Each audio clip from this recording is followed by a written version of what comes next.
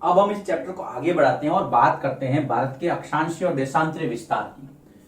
पहले हमने पड़ोसी देशों, भारत की जो चारों दिशाओं की जो सीमाएं हैं वो हैं, उसके बारे में चर्चा की थी। लेकिन अब इस चैप्टर को थोड़ा आगे बढ़ा रहे हैं हम। भारत का अक्षांश और देशांतरीय विस्तार कितना है। देखिए, आपने पहले पढ़ा था कि भाई अक्षांश रेखाएं कौन सी है, कि ये वाली है। देशांतर रेखा है ये वाली। अब यहां पे विस्तार से क्या मतलब है, देखिए मैं सांकेतिक तौर पे आपको बताता हूं। मान लीजिए एक अच्छा चित्र है भारत के मानचित्र का। अक्षांश रेखा आपको पता है ऐसे जाती है, थोड़ा और आगे, ठीक है, और ये ऐसे। तो भारत का जो अक्षांशीय विस्तार वो यहां से शुरू होता है 8 डिग्री 4 मिनट से, ध्यान देना, और यहां पे खत्म होता है 37 डिग्री 6 मिनट। ये दोनों आंकड़े आपको पता है कि भारत के दक्षिण से जो यहां पे छूती हुई अक्षांश रेखा निकल रही है वो है 8 डिग्री वाली, और जो ऊपर टॉप पे जो कश्मीर को छूते हुए टॉप पे निकल रही है उसको हम कहते हैं उत्तरी अक्षांश, जो 37 डिग्री 6 मिनट। तो अक्षांशीय विस्तार क्या हुआ? सबसे पहला, अगर आपको पूछे कि भारत का अक्षांशीय विस्तार क्या है, देखिए ये कभी चेंज नहीं होगा, ये परमानेंट चीजें हैं, आपको एक बार याद रखनी है, जिंदगी भर टेंशन नहीं। तो 8 डिग्री 4 मिनट उत्तर अक्षांश, 8 डिग्री 4 मिनट उत्तर अक्षांश से 37 डिग्री 6 मिनट उत्तर अक्षांश तक, ये तो है इसका अक्षांशीय विस्तार। अब हम देखते हैं देशांतरीय विस्तार कितना है। देखिए बहुत अच्छी चीजें हैं ये, आपको पता रखना है, नोट करते रहना है, समझते रहना है, कहीं कोई इशू नहीं होगा, ऐसा नहीं कि समझ में नहीं आया। अब देशांतर में आपको पता है, पूर्वी देशांतर में हम तो एक लाइन यहां से जा रही है, दूसरी यहां पे अरुणाचल प्रदेश में यहां जा रही है, यहां पे, इसको मैं यहां ले लेता हूं। यहां से जो रेखा है वो है 68 डिग्री 7 मिनट वाली, याद रखना इसको। और यहां पे जो जाती है लास्ट में वो है 97 डिग्री 25 मिनट। ये देशांतर विस्तार है, यहां से ऐसे, ये यहां से था 8 डिग्री 4 से 37 डिग्री 6 मिनट, ये यहां पे लिखा था। तो देशांतर विस्तार कितना है? 68 डिग्री 7 मिनट पूर्वी देशांतर, 68 डिग्री 7 मिनट पूर्वी देशांतर से 97 डिग्री 25 मिनट पूर्वी देशांतर। देखिए बेसिक कंसेप्ट है, अगर आपने अभी याद कर लिया, ध्यान दे दिया, समझ लिया, तो मैं समझता हूं आने वाले समय में आपको ये टॉपिक कहीं इशू नहीं होगा कि सर हमें पता नहीं है कि अक्षांशीय विस्तार क्या होता है। अरे भाई, अक्षांशीय विस्तार मतलब अक्षांश रेखाएं यहां से यहां तक, देशांतरीय विस्तार ये यहां से यहां तक। अब आपने भारत को, ये देखिए, ये है भारत का पूरा विस्तार, अक्षांश और देशांतरीय। यहां पर आपको 4 डिजिट पता रखने हैं, पहला, दूसरा, तीसरा, चौथा, याद रह जाएगा। चलिए आगे बढ़ते हैं और समझते हैं भारत का भौतिक विभाजन। लिखिए इसको, फिर मैं आगे बढ़ता हूं। अब हम बात करते हैं कि भारत का भौतिक विभाजन कैसे किया गया है और कितने भागों में किया गया है। तो बहुत सरल है ये। भारत का भौतिक विभाजन किया गया है बेटा 6 भागों में। सीधा सीधा प्रश्न आता है, भारत का भौतिक विभाजन कितने भागों में किया गया है? नाम लिखिए, मैं बताता हूं, नाम लिखने हैं, कैसे किया गया, फिर उसको स्टेप बाय स्टेप लेंगे एक एक। सबसे पहला, उत्तर में हिमालय पर्वतमाला, सबसे पहला उत्तर में हिमालय पर्वत या हिमालय पर्वतमाला, उत्तर का हिमालय सबसे पहला भाग। दूसरा, उत्तर के मैदानी भाग,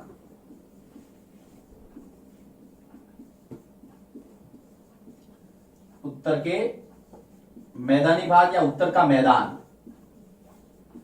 उत्तर का मैदान भी बोलते हैं इसको। फिर अब थोड़ा और नीचे उतरते हैं, पश्चिम का महामरुस्थल, पश्चिम का महामरुस्थल, रेगिस्तान बोलते हैं जिसको, डेजर्ट, ग्रेट डेजर्ट, महामरुस्थल। फिर आप चौथा आइए, प्रायद्वीपीय पठार, दक्षिण का पठार, दक्कन का पठार, ये चौथा भाग है। फिर पांचवा जो है आपके तटीय मैदानी क्षेत्र, कोस्टल एरिया जिसको बोलते हैं आप, तटीय मैदानी क्षेत्र। और छठा जो है बेटा वो है आपके द्वीप समूह, जो आइलैंड्स है इंडिया के, ग्रुप्स है वो। एक तो 6 हो गए आपके, इसको आपने लिस्ट आउट कर दिया। अब मैं थोड़ा सा इसका कच्चा मानचित्र बना करके आपको बताता हूं।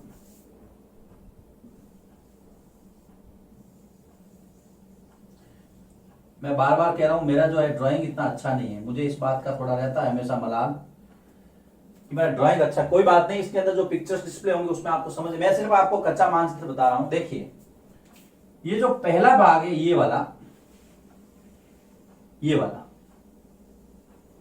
ये पहला भाग उत्तर का हिमालय। जब हम पढ़ेंगे इसको तो मैं आपको विस्तार से बताऊंगा, कोई इशू नहीं।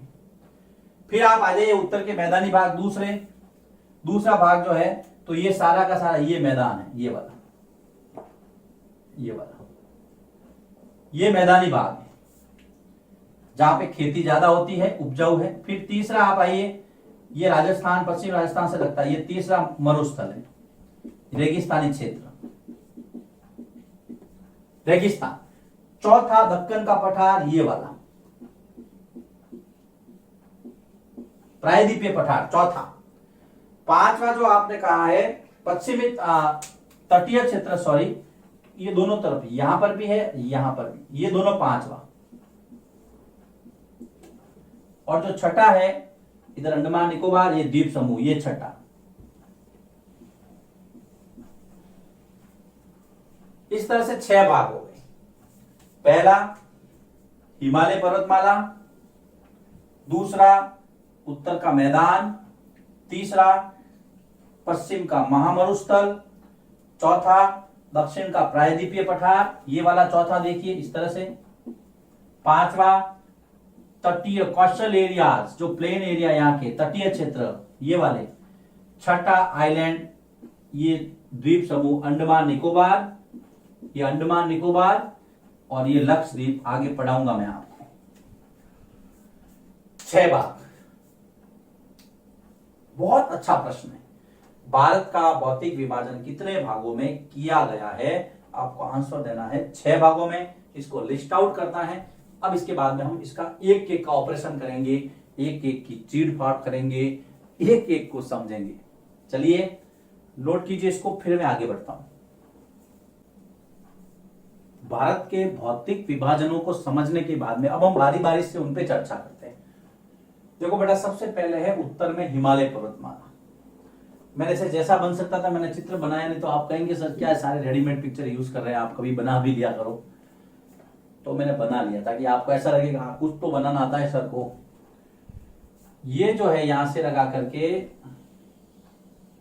ये वाला, ये हिमालय पर्वतमाला है। अब इसका 3 भागों में विभाजन किया गया है, आपको इसको समझना है।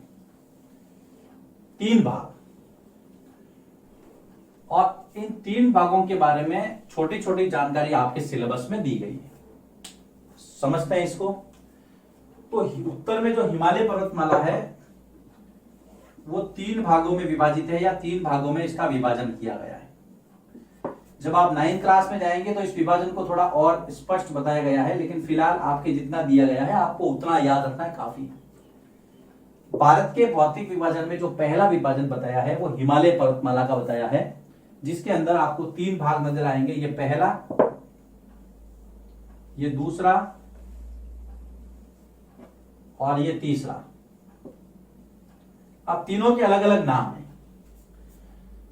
सबसे पहला है जो सबसे ऊपर वाला है वो बड़ा हिमालय, जिसको आप कहते हैं वृहत हिमालय। ये देखिए वृहत हिमालय,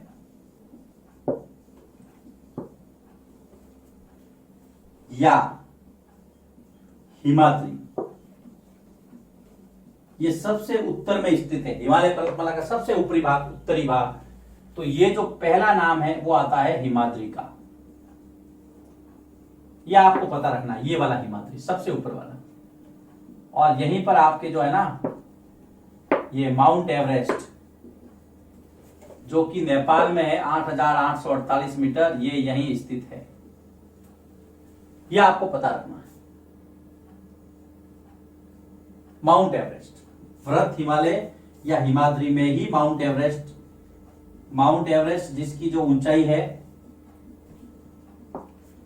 माउंट एवरेस्ट नेपाल में है और इसकी जो ऊंचाई है वो है 8,848 मीटर। अब हम दूसरे की बात करते हैं। थोड़ा सा नीचे आइए, वृहत हिमालय के दक्षिण में, जिसको आप मध्य हिमालय कहते हैं, इसको हम कहेंगे मध्य हिमालय या हिमाचल। हिमाचल से आपके दिमाग में हिमाचल प्रदेश आ रहा होगा, बिल्कुल सही है। हिमाचल, उत्तराखंड के बहुत सारे जो स्टेशन है, उत्तराखंड का बहुत एरिया कवर होता है यहाँ पर। ये दूसरा है, ये दूसरा नंबर, यहां पर आपको लिख सकते हैं मध्य हिमालय या हिमाचल। बहुत सारे रमणीय स्थल यहाँ हैं, देहरादून है, मसूरी है ना, घूमने लायक पर्यटक स्थल मध्य हिमालय के अंदर आते हैं। तीसरा जो है वो मध्य हिमालय के दक्षिण में यहां पर, और इसको हम कहते हैं दक्षिण हिमालय या शिवालिक। ये हिमालय का दक्षिणतम भाग है, सबसे नीचे वाला। शिवालिक का नाम आते ही, अरे ये तो मेरा हाउस का नाम है। बिल्कुल सही कह रहे हैं आप। शिवालिक जो है हिमालय का सबसे दक्षिणतम भाग है। जो तीसरा है वो है दक्षिण हिमालय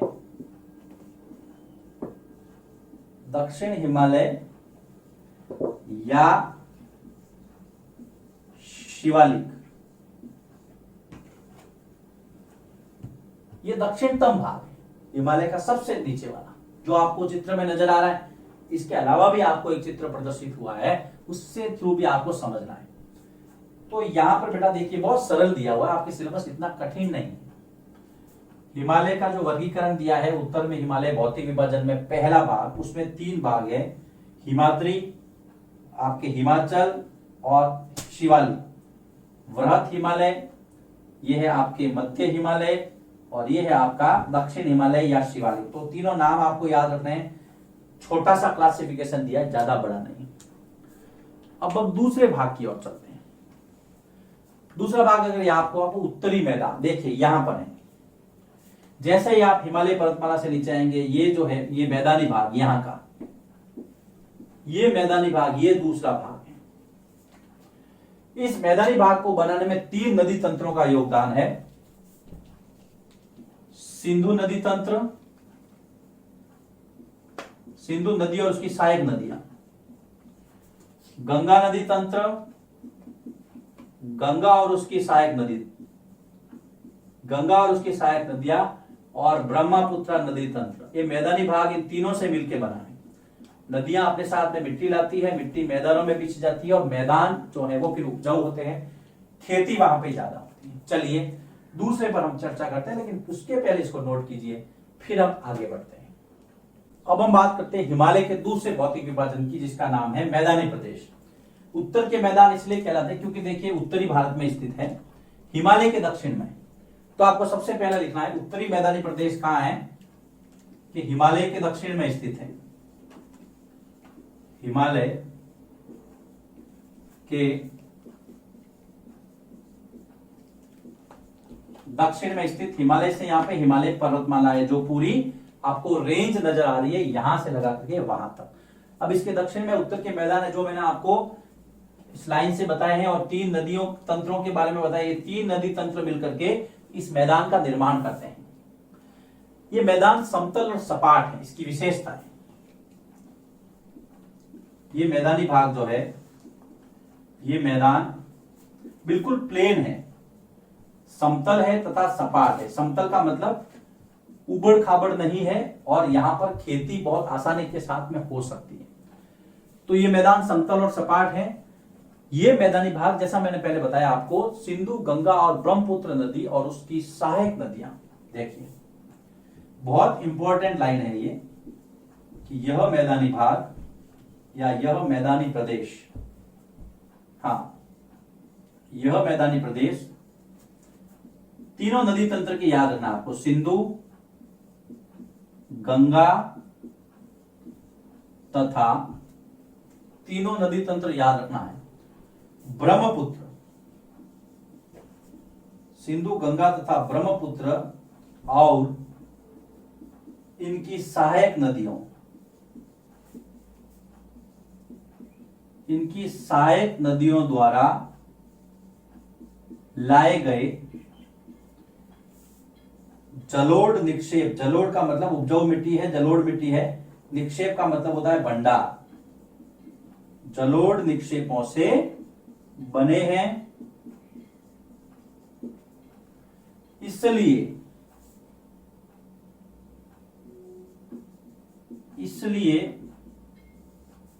यह भाग मतलब मैदानी भाग, इसलिए यह भाग अधिक उपजाऊ है,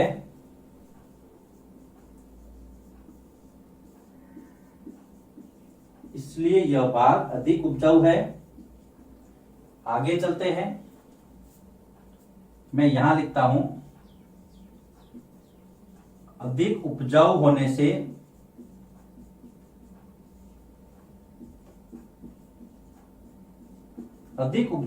से यहां खेती अधिक होती है, बहुत पैदावार होती है, जिसके